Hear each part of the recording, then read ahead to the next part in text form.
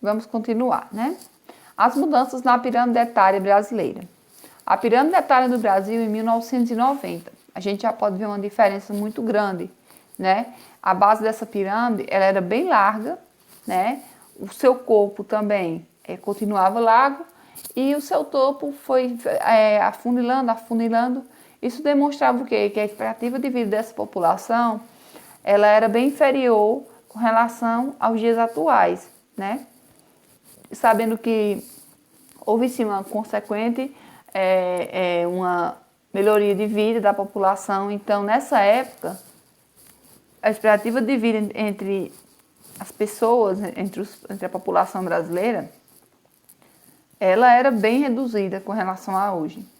Já a pirâmide etária no Brasil, estimada em 2030, ela já é bem diferente do que essa que apresentei anteriormente, né? Sua base é uma base bem mais estreita, né? Ela vai estreitando e no meio da pirâmide o seu corpo vai ficando mais enlarguecido, quer dizer que essa população ela vai ser mais formada por jovens e por adultos. E por incrível que pareça, o seu topo, ele vai haver uma mudança bem diferente. Ele já vai enlarguecer mais e a expectativa de vida vai aumentar assim entre os brasileiros. Isso é o que estima-se, né? Até 2030. Lembrando que a gente vive em tempo de pandemia e que esses dados, essa questão não leva em consideração a que a gente está vivendo hoje, né, gente? Mas era o que se esperava, né, até 2030, mas devido ao grande número de mortes, que a população brasileira, a expectativa de vida ela fosse bem melhor, né? Brasil, um país populoso, densamente povoado. A população brasileira não está distribuída uniformemente pelo território do país. Algumas áreas do território brasileiro estão intensamente povoadas, enquanto outras pouco habitadas. Essa distribuição desigual, ela pode ser explicada da seguinte forma. Devido ao processo histórico de ocupação do território brasileiro, nas áreas próximas ao litoral, que foi onde os colonizadores chegaram e se apossaram daquele espaço, né? Em que teve o processo de colonização no Brasil, onde concentraram-se uma grande parcela da população.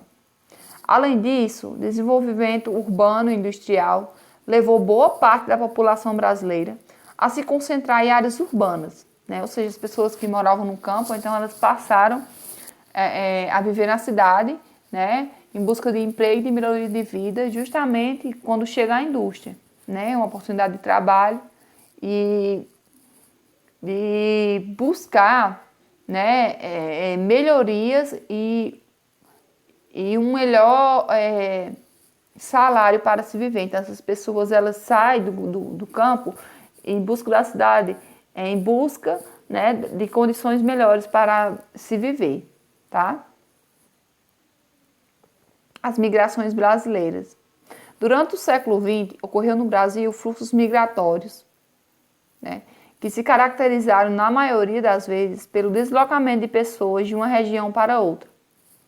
Essas migrações não alteram o número de habitantes em nosso território, já que, nesse tipo de migração, as pessoas se deslocam de uma área a outra sem ultrapassar os limites territoriais, justamente por ser dentro do mesmo território. No entanto, elas interferiram diretamente na distribuição espacial da população pelo território. Esses fluxos migratórios, eles desencadearam o povoamento de áreas interiores do Brasil, contribuindo para o crescimento de várias metrópoles para o desenvolvimento socioeconômico de algumas regiões brasileiras. Aqui, gente, nesse mapinha, mostra as principais migrações, né?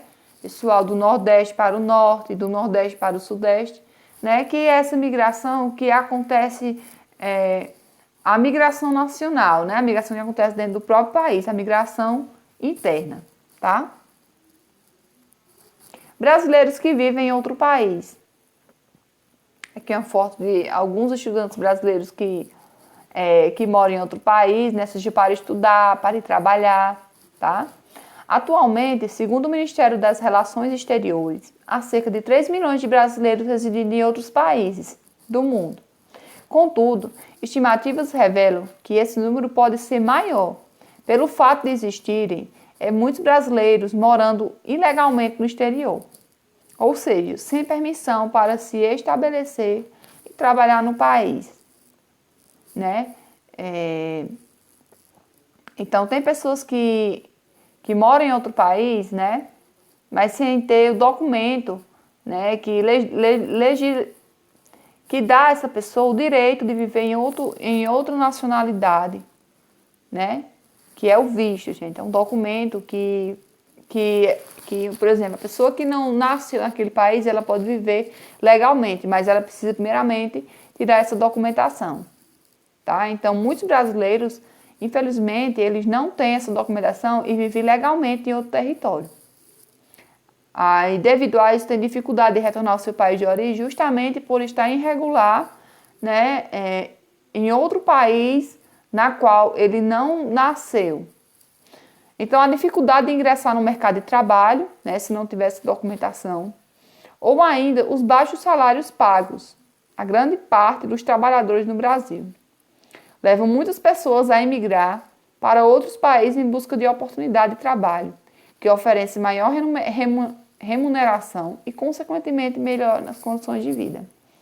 Então, para que essa pessoa ela consiga trabalhar em outra nacionalidade, né, é preciso que ela tenha esse visto, esse documento, para que a mesma possa viver legalmente e poder trabalhar, poder estudar, sem que não haja nenhum problema depois para esse cidadão, ok?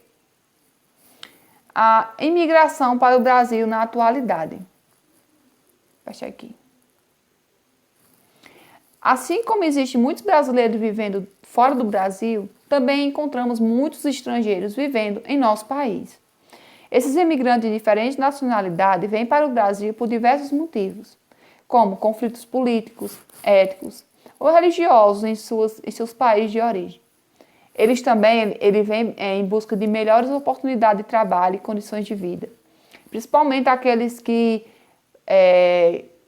são provenientes de países da América Latina, onde as possibilidades de inserção no mercado de trabalho elas são bem menores e mais difíceis.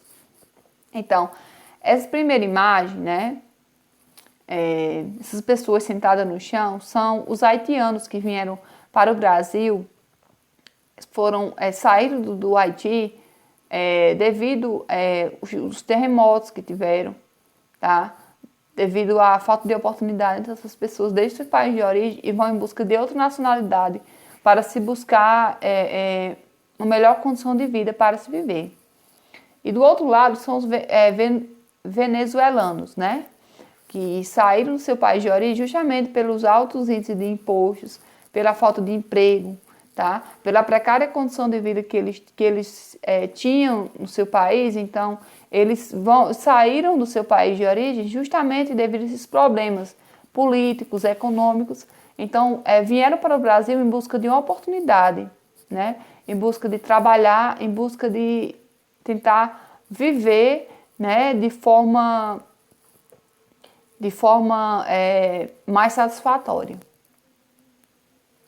As mulheres na PEA, né? Então, as mulheres também é um ponto importante, onde vale destacar que a participação feminina no mercado de trabalho, ela está se tornando cada vez maior e expressiva. O aumento da escolaridade está entre os fatores que intensificaram essa participação nos últimos anos.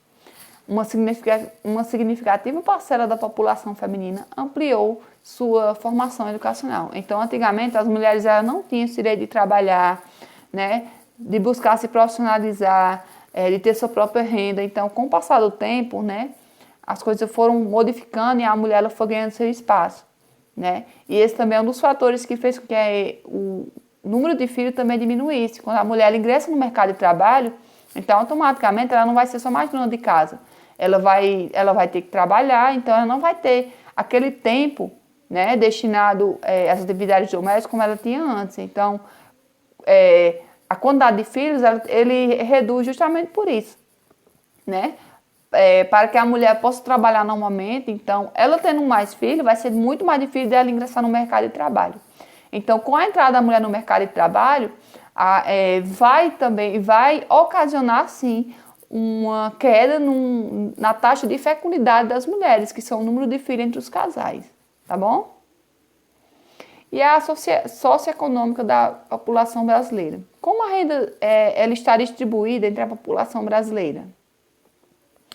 No Brasil, a grande parte da renda total gerada pelos trabalhadores ela está concentrada em uma pequena parcela da população. Por outro lado, uma multidão de trabalhadores divide a menor parte dessa riqueza. O patrão de desenvolvimento econômico, que historicamente se processa em nosso país, criou condições para que uma pequena parcela de privilegiados, em boa parte dos empresários e políticos, como a gente pode ver aqui na imagem, ele acumula a maior parte, né, da renda, enquanto que uma multidão de trabalhadores sobrevive com salários baixos. Com rendimentos tão discrepantes, a riqueza e a pobreza ela convivem em nosso país. Desse modo, essa má distribuição da renda ela se reflete em vários aspectos da nossa sociedade. O que ocasiona o quê? Os problemas sociais. Então, a maior parte da renda está concentrada na mão de poucos, né, que são os políticos, que são os empresários. E a menor parte da nossa renda, gente, ela é dividida para uma multidão, que são os trabalhadores, aquelas pessoas que sacrificam sua vida por baixos salários e muitas vezes em condições precárias, como a gente pode ver nessa imagem, né? Um dono com bastante riqueza aqui e do outro lado pessoas, famílias que vivem em condições de precariedade, justamente por essa má distribuição de renda e por essas desigualdades sociais. Então, gente, é isso, tá? Muito obrigada por tudo, espero que vocês tenham compreendido o conteúdo, tá bom?